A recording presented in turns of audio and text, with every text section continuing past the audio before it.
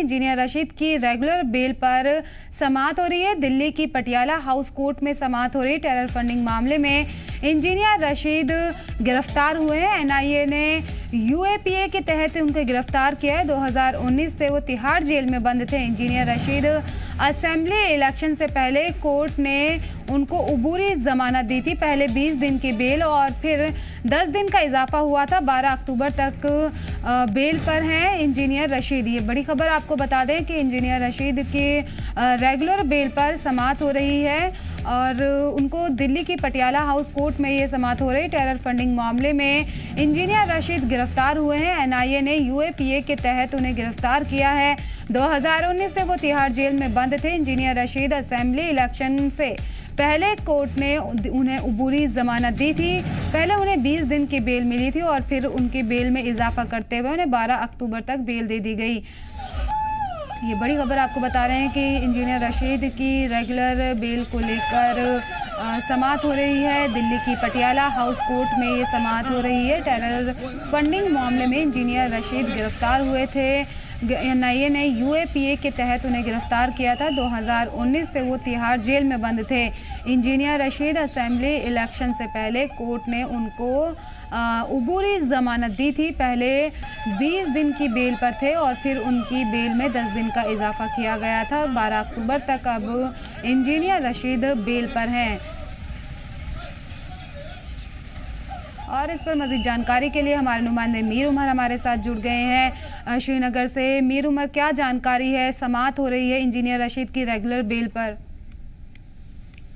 जी बिल्कुल, honourable court की तरफ से डायरेक्शंस हैं और क्योंकि इंजीनियर रशीद 12 अक्टूबर तक उनकी जो बेल जो है वो एक्सटेंड कर दी गई है और उस ऑर्डर के मुताबिक 13 अक्टूबर यानी कि 13 अक्टूबर से पहले उनको तिहाड़ जेल के सामने सरेंडर करना होगा। लेकिन आज की जो समाअत है, आज की जो हेयरिंग है, वो उनके परमानेंट बेल को लेकर जो है वो आज होनी है और उसके लिए इंजीनियर रशीद ऑलरेडी दिल्ली पहुंच चुके हैं, जहां पे वो आज कोर्ट के सामने हाजिर हो जाएंगे। क्योंकि इंजीनियर रशीद के हवाले से देखें तो वो एक कामयाब पार्लियामानी मेंबर हैं इस टाइम पे और करंटली उनकी पार्टी जो है असेंबली इलेक्शंस के लिए भी कंटेस्ट कर चुकी हैं। हालांकि इसी चीज को मद्देनजर रख के ऑनरेबल कोर्ट ने उनको जो है 12 तारीख की एक इंटर्म बेल पे जो है उनको फ्री किया था। लेकिन 13 अक्टूबर को उनको फिर से तिहाड़ जेल की अथॉरिटीज के सामने प्रेजेंट होना होगा। इस तरह की कोर्ट की तरफ से डायरेक्शंस उनको ऑलरेडी प्रोवाइड की गई हैं।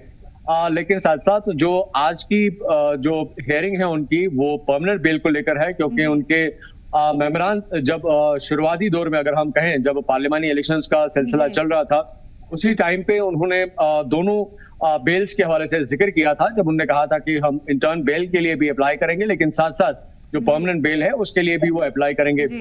लेकिन करंट सिचुएशन में देखा गया तो जो पार्लियामानी इलेक्शंस में वो कंटेस्ट कर रहे थे, हालांकि उस टाइम पे वो जेल में थे और उनके बेटे उस वक्त पूरी जो इलेक्शन कैंपेनिंग उनके बदले कर रहे थे और एक बड़े बहुमत के साथ जिस तरह से उन्होंने नॉर्थ कश्मीर में अपनी जीत दर्ज की और एक पार्लियामेंट के जो है वो मेंबर बने और उस चीज को मद्देनजर रख के, लेकिन साथ साथ जैसे ही असेंबली इलेक्शंस का भी प्रोसेस हुआ था, क्योंकि टाइम बहुत कम था बीच में, तो उस चीज को मद्देनजर रख के, पूरी पॉलिटिकल कैंपेनिंग को मद्देनजर रख के ऑनरेबल कोर्ट ने डायरेक्शंस दी थी और उनकी जो बेल है वो 2 अक्टूबर से 12 अक्टूबर यानी कि 10 दिन की उसमें जो है एक्सटेंशन मिली थी। 12 अक्टूबर तक ये बेल बढ़ा दी गई। आज समाअत होनी है तो परमानेंट बेल की बात की जाएगी। उसमें क्या अहम बातें रहेंगी जिसमें इस बेल के लिए अपील की जाएगी?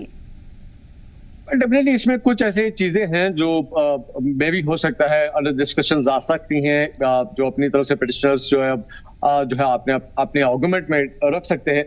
क्योंकि जिस तरह से नुमाइंदगी की है इंजीनियर रशीद ने नॉर्थ कश्मीर की, और नॉर्थ कश्मीर के लोगों ने भी एक बहुत अच्छा सपोर्ट, जिसे हम कह सकते हैं थ्रू वोट्स, जो है दिखाया है, और उस चीज को एक पॉजिटिव मूड में शायद हो सकता है कि उसको आर्गुमेंट में लिया जाएगा। लेकिन ये कोर्ट की प्रोसीडिंग्स है, इसलिए हम उसमें अथॉरिटी नहीं रखते हैं कि अंदर जो है किस तरह की जो है आर्गुमेंट्स हो सकती हैं।